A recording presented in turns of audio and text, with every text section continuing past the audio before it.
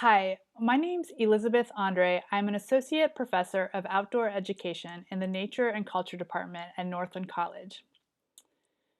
During my doctoral program in environmental education, I worked as the education coordinator for National Geographic Explorer Will Steger's Global Warming 101 project.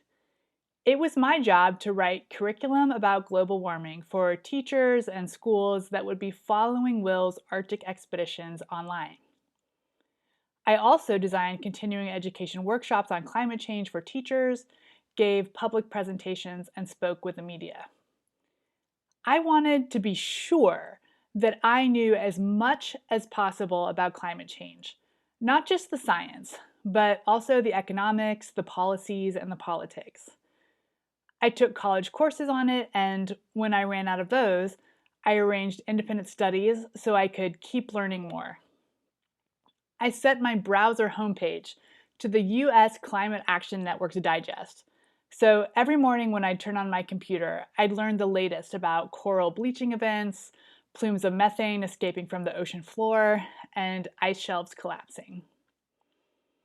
My goal was to create an educational program that would wake up people to the urgency of the crisis, make them care, empower them to act, and through collective action, keep atmospheric concentrations of CO2 below 350 parts per million. For those of you who track these things, you might know that we've been above 400 parts per million for several years now. So, in other words, I failed in my goal. And that failure took an emotional and mental toll on me. So much so, in fact, that I stopped work on my previous dissertation topic, which was about using expeditions to connect people affectively to the natural world in an effort to make them want to take action to protect it. And I switched to a new dissertation topic, despair. This switch had an interesting effect at cocktail parties when people would ask what I was studying. You could almost see the panic behind their eyes as they try to think of how to politely excuse themselves before having to hear any details. But studying despair, ironically, gave me hope and motivation because I could see how the concepts I was investigating could help other people who were also being beaten down trying to tackle complex and seemingly intractable issues. And there are a lot of those people, not just the ones working to slow climate change. The world is full of complex and seemingly intractable issues, and there are people everywhere deep in the trenches of those struggles. As I've watched the COVID-19 pandemic progress, I've seen connections and parallels to my previous work on hope and despair. I want to present a few theoretical models and conceptual frameworks that might help you make sense of what you and others might be feeling. And perhaps these ideas will help you think of ways to move forward with hope. First, let's distinguish between optimism and hope. For purposes of this lecture, I will define optimism as irrational and belief-centered. Optimism is superficial glossing over of the seriousness of an issue and a willing of everything to be okay. This country has a long tradition of optimism, starting with the most optimistic of acts, crossing the ocean on a sailboat to an unknown land, and then starting a war of independence with the world's largest superpower of the day. Early thinkers like Ben Franklin added to this national mindset with statements like, "Sorrow is good for nothing but sin," or "He that complains has too much," and "Let thy discontents be secret." More recently, books like Norman Vincent Peale's The Power of Positive Thinking, which has sold millions of copies, have further convinced many Americans that they can will themselves to success. For many situations, this probably works. If the situation is not too complex and all we really need to succeed is courage to try and tenacity to keep pushing forward, optimism might help us. But what about situations that are more complex, where it's not enough to simply will things to be okay, where we can try our hardest and not meet with success? In these moments, if we're relying only on a shallow optimism, we don't have the tools to deal with the setbacks and the difficulties. We might even blame ourselves, or others might blame us for our situation. It's seen as a moral failing. We just didn't have a good enough attitude, or we didn't put out only good vibes into the universe. For example, Abraham Verghese, a professor of health sciences, describes how society puts pressure on cancer patients to be optimistic, going so far as to imply that dispirited feelings are shameful and will cost them the battle. Psychologist Barbara Held calls this the tyranny of the positive attitude. First, people feel badly about whatever is making them feel bad, and then they feel badly about the fact that they feel bad. This is where we need hope, in contrast to optimism.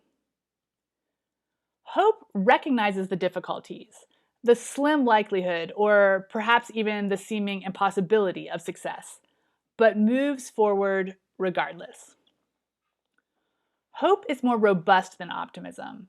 It is grounded in a realistic assessment of the challenges and can therefore lead to more effective responses.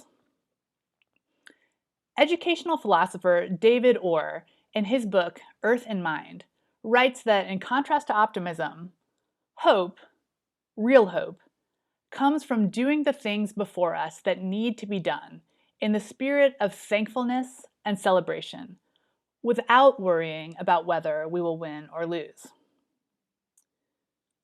Orr arrives at this by first drawing on the human ecologist Joseph Meeker's book, The Comedy of Survival, where Meeker contrasts two views of life, the tragic and the comedic, as models for different relationships between humans and nature. The tragic view has warfare as its basic metaphor, and by acting on that view, we seek to overcome human limitations, defy death, and conquer nature. Wars have narrowly defined definitions of success, and losing is unthinkable. In contrast, the comedic view has a basic metaphor of sport, or the courtship of lovers. It does not require that we are in control, and it accepts the world as it is, without trying to shape it to fit an ideology. It recognizes our foibles and limitations and trims the sails of ambition accordingly, in the words of Orr. Orr writes that whereas the tragic hero is standing alone on the ramparts, the comedic hero is always in a crowd, headed for a celebration. But the comedic view doesn't trivialize what is important. It only deflates the overly inflated. The comedic view emphasizes community and asks us to consider how we fit in with other members of our community. As Meeker writes, comedy is serious about life, even while it's being playful. In the midst of a complex challenge, like climate change or the current pandemic, adopting the comedic view of life allows us to focus on caring for and enjoying each other, rather than winning in some narrowly defined way. This makes it easier, emotionally, to deal with challenges and allows us to be hopeful without resorting to naive optimism. But this isn't just a way to make us feel better about bad things happening. It can actually help us tackle the issue. This attitude of play can make us more likely to be able to come up with creative solutions than we would if we were focused on serious work. History is full of examples of playfulness leading to breakthroughs. For example, Alexander Fleming, who discovered penicillin, got in trouble from his boss for treating research like a game and finding it all fun. When asked what he did, he said that, I play with microbes. It's very pleasant to break the rules and to be able to find something that nobody else had thought of. It may seem ironic that we can be more effective at confronting serious challenges by taking ourselves slightly less seriously. Now, I want to revisit Orr's thoughts on hope. As I mentioned, he arrived at his thoughts through an examination of Joseph Meeker's Comedy of Survival and the contrasting views of tragedy and comedy. But he took it beyond that when he wrote, real hope, comes from doing the things before us that need to be done in the spirit of thankfulness and celebration, without worrying about whether we will win or lose. It's not just about maintaining a spirit of thankfulness and celebration. It's about doing the things that need to be done. Hope, therefore, is, at least according to Orr, about action and doing. This further distinguishes hope from optimism, which is passive. This action-oriented view of hope also aligns with hope theory from the cognitive psychologist C.R. Snyder. It's nice when a philosopher and a cognitive psychologist agree. We'll look at Snyder's hope theory in the next video. But first, I'd like you to take a break, stand up if you're able, move around, and maybe go outside. Like an attitude of play, these things have also been shown to help you think better thoughts. And while you're moving around, ponder these questions. During this pandemic, what examples have you seen of people being naively optimistic? How has this influenced their ability to approach the challenge in ways that recognize the complexity of the situation? Have you felt pressured to gloss over negative emotions by what Barbara Held calls the tyranny of the positive attitude? How has this affected your experience of the pandemic?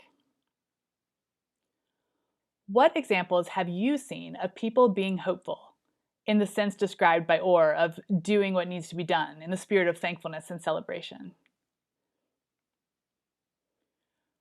Which of the two views of life described by Joseph Meeker in his Comedy of Survival best describes your take on life, the tragic or the comedic?